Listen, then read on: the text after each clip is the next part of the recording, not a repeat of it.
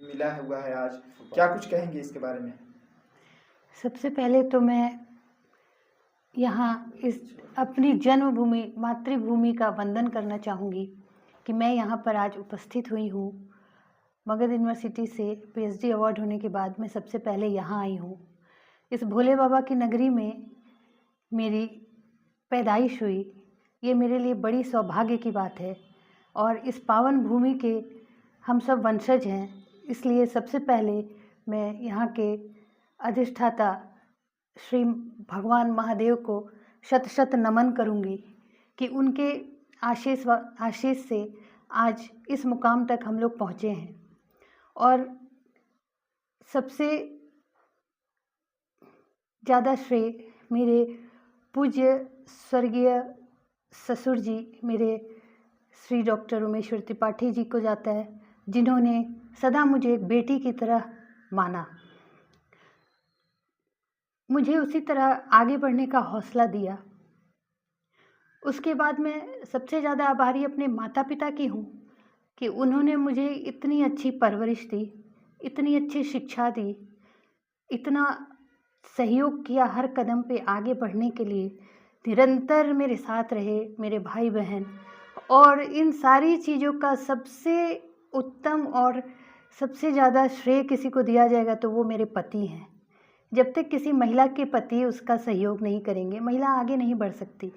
कहना बहुत आसान है वुमेन एम्पावरमेंट, पर एक रूरल एरिया से हम लोग आते हैं, सभी जानते हैं, हम एक ग्रामीण क्षेत्र से हम लोग आते हैं। यहाँ पर एक जागरूक पुरुष होगा तभी महिला को वो जागरूक करेगा, तभी उसको वो आगे बढ़ाएगा। इसलिए मैं सबसे ज़्यादा शुक्रगुजार और इन सारी चीज़ों का श्रेय अपने पति को दूंगी कि उन्होंने मुझे हर कदम पे हमेशा आगे बढ़ने के लिए हौसला अफजाई करते रहे। मैडम, आपका पढ़ाई लिखाई कहाँ से हुआ था, आप जानना चाहेंगे? मेरी पढ़ाई लिखाई शुरू में मैं तो Bettiah Saint Teresa girls high school Holy Cross convent से पढ़ी हूँ। उसके बाद मैंने 10th के बाद मैं पटना यूनिवर्सिटी, पटना कॉलेज, पटना विश्वविद्यालय से मैंने अपना ग्रेजुएशन तक कंप्लीट किया।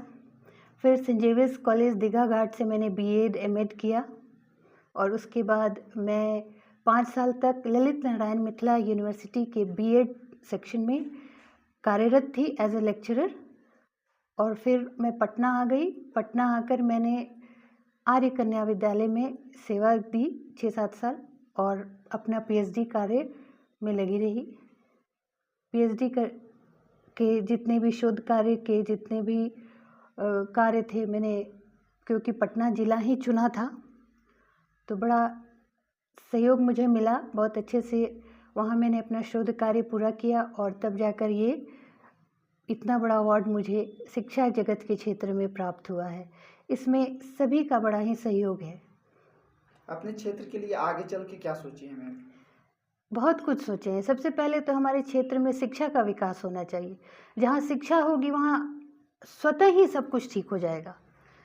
शिक्षा के अभाव में ही इतनी परेशानियाँ हैं, इसलिए यहाँ पे उत्तम शिक्षा व्यवस्था और उत्तम स्वास्थ्य की व्यवस्था के लिए मैं ज़रूर आगे बढ़ूँगी और कुछ करने का प्रयास करूँगी। आपके घर से हमेशा से लोग मतलब कि हमारे क्षेत्र में लोग सेवा देते आ रहे हैं जी। कहीं ना कहीं लोग जो हैं, आपके ससुर जी भी इस क्षेत्र में थे जी। और गुरु जी थे जी। और हमेशा से इस शिक्षा के क्षेत्र में आपका जो परिवार है जी। वो शिक्षा देते आ रहा है समाज को। जी। आप भी क्या इसी क्षेत्र में रहना पसंद की? जी जी ज़रूर। मुझे शिक्षा जगत में कार्य करने के लिए मेरे ससुर जी ही प्रेरणा स्रोत बने थे। मैं तो सर्विस कमीशन की तैयारी करती थी, पर उन्होंने कहा कि शिक्षा जगत से अच्छा महिलाओं के लिए कोई जगत ही नहीं है। उनके कहने पर ही मैंने बीएड किया, एमएड किया। जी। मैं तो सोचती भी नहीं थी कि मैं शिक्षा जगत में आऊँगी, पर उन्होंने मुझे, वो खुद एक शिक्षक थे, खुद यहाँ प्रिंसिपल रहे हैं, तो उनकी बड़ी इच्छा थी कि मैं भी उनके कदमों पे आगे बढ़ूँ और उनका नाम रोशन करूँ। कहेंगे अपने ससुर जी को इस क्षण आप याद करके भावुक हो रही हैं, क्या कुछ कहेंगे उनको? उनको आज भी पूरा समाज जो है याद करता है।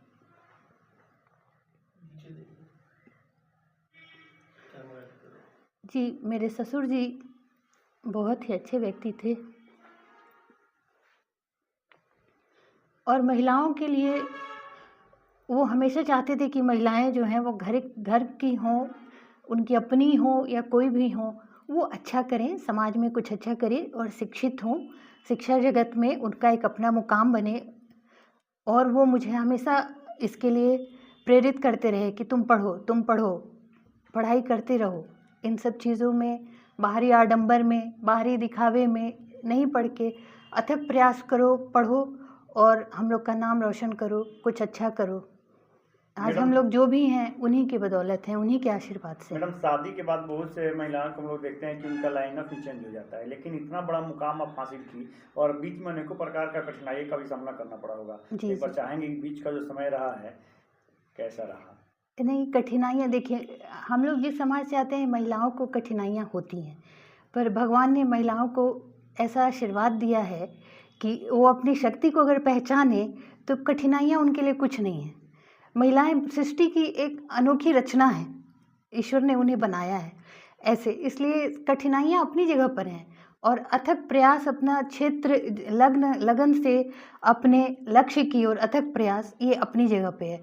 आप पहले डिटरमाइंड होइए कि करना क्या है।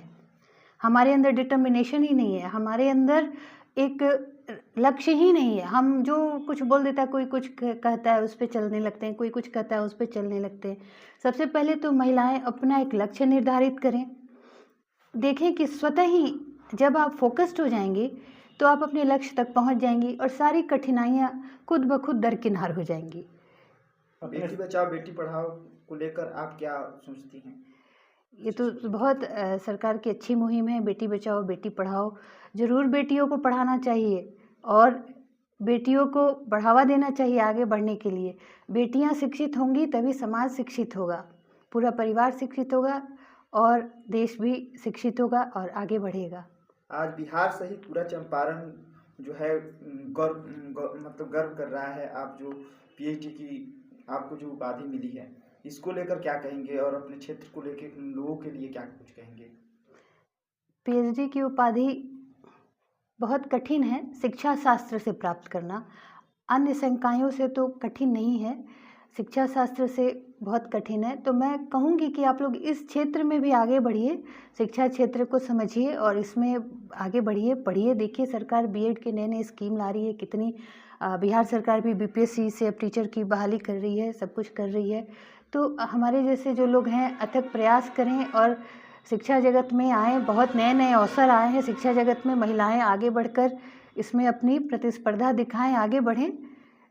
आगे चल के समाज सेवा करने का भी विचार है क्या? जी जी, शिक्षा जगत तो स्वयं ही समाज सेवा है। बच्चों की सेवा, हम शिक्षित करके समाज को शिक्षा दे रहे हैं, जिससे ये तो आपका परिवार हमेशा से समाज सेवा और शिक्षा दोनों देते आया है। जी जी, तो आपका भी विचार है कि समाज सेवा करें? जरूर शिक्षा के करेंगे। साथ साथ। जी जी बिल्कुल, ऐसा मौका मिलेगा तो हम लोग कभी पीछे नहीं हटेंगे। हमारे यहाँ शिक्षा का बड़ा महत्व है।